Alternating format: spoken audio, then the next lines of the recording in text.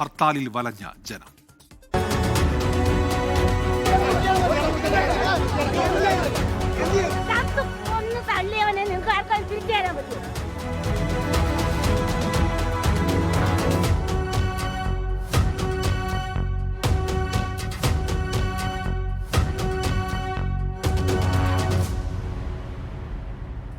BDS വിദ്യാർത്ഥി RL Nitin രാജിന്റെ മരണത്തിൽ ദളിത് സംഘടനകൾ ആഹ്വാനം ചെയ്ത ഹർത്താലിൽ പ്രതിഷേധം ഇരമ്പി. നിതിൻ രാജിന് നീതി ലഭ്യമാക്കണമെന്നാവശ്യപ്പെട്ടായിരുന്നു 12 മണിക്കൂർ ഹർത്താൽ. ഹർത്താൽ അനുകൂലികൾ വാഹനങ്ങൾ തടഞ്ഞു, കടകൾ അടപ്പിച്ചു. ഇതോടെ ജനജീവിതം തടസ്സപ്പെട്ടു. ഹർത്താൽ അക്രമ സംഭവങ്ങളിൽ ഹൈക്കോടതി സ്വമേധയാ കേസെടുത്തു.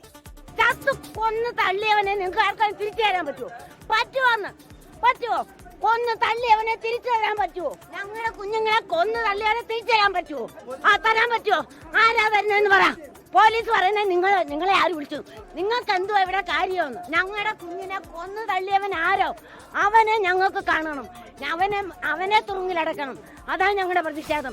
കണ്ണൂർ അഞ്ചരക്കണ്ടി ഡെന്റൽ കോളേജിൽ RL നിതിൻ രാജ് ജീവനൊടുക്കിയ സംഭവത്തിൽ ദളിത് സംഘടനകൾ ആഹ്വാനം ചെയ്ത ഹർത്താലിൽ പ്രതിഷേധമിരമ്പി. ജാതി അധിക്ഷേപം നേരിട്ട നിതിൻ രാജിന് നീതി ലഭ്യമാക്കണമെന്നാവശ്യപ്പെട്ടായിരുന്നു 12 മണിക്കൂർ ഹർത്താൽ. ഭരണപക്ഷവും പ്രതിപക്ഷവും കൈയ്യഴിയുന്ന ഒരു ജനതയായതുകൊണ്ടാണ് ഞങ്ങൾക്ക് നേരിട്ട് ഹർത്താൽ നടത്തേണ്ടി വരുന്നത്. ആക്ഷൻ കൗൺസിൽ വാഹനം തടയില്ലെന്നോ അല്ലെങ്കിൽ കടകൾ അടപ്പിക്കില്ലെന്നോ പറഞ്ഞിട്ടില്ല. ഹർത്താലിൽ സംസ്ഥാന വ്യാപകമായി സമരക്കാർ KSRTC ബസ്സുകൾ ഉൾപ്പെടെ വാഹനങ്ങൾ തടഞ്ഞു. മിക്കയിടത്തും വാഹനങ്ങൾ പിന്നീട് കടത്തിവിട്ടു. ദീർഘദൂര യാത്രക്കാരും രോഗികളുമാണ് ഹർത്താലിൽ ഏറെ വലഞ്ഞത്.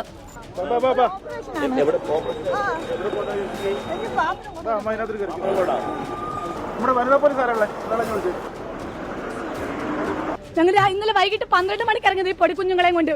അറിയാവോ? ഞങ്ങൾ അറിയുന്നില്ല. ഇവിടെ വന്നപ്പോഴാണ് ഞങ്ങൾ അറിയുന്നത് സമരമാണെന്ന്. എന്തുണ്ടായി?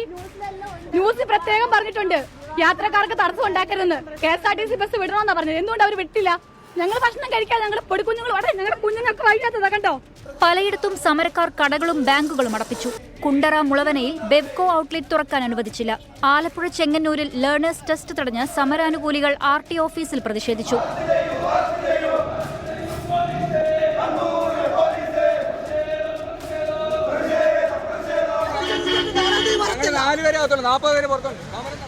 കിളിമാനൂർ രാജധാനി കോളേജിൽ വെല്ലൂർ ഇൻസ്റ്റിറ്റ്യൂട്ട് ഓഫ് ടെക്നോളജി നടത്തുന്ന എൻട്രൻസ് പരീക്ഷ എഴുതാനെത്തിയ വിദ്യാർത്ഥികൾ റോഡിൽ കുടുങ്ങി.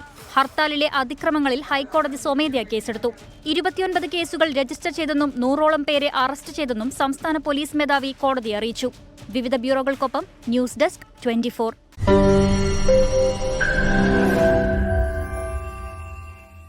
ലോകത്തെവിടെയായാലും ഏത് സമയത്തും 24 വാർത്തകളും ഓഗ്മെന്റഡ് റിയാലിറ്റി പാക്കേജുകളും എക്സ്പ്ലെയിനറുകളും വിശദമായി കാണാൻ ഞങ്ങളുടെ YouTube ചാനൽ നിങ്ങൾക്ക് സബ്സ്ക്രൈബ് ചെയ്യാം.